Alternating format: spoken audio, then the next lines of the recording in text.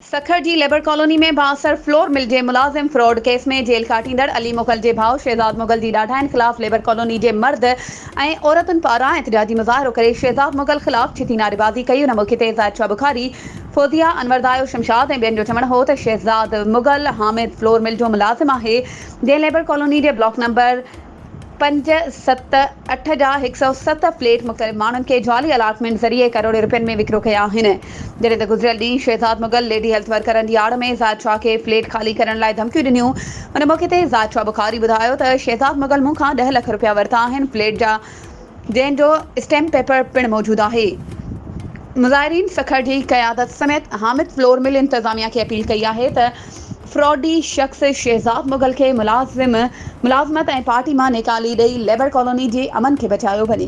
वधीक ख़बरुनि ऐं अपडेट्स जे लाइ असांजे चैनल खे सब्सक्राइब कयो ऐं हा, बेल आइकन खे प्रेस करणु न विसारिजो त जीअं असांजी हर नई अचण वारी वीडियो तव्हां ताईं पहुचे।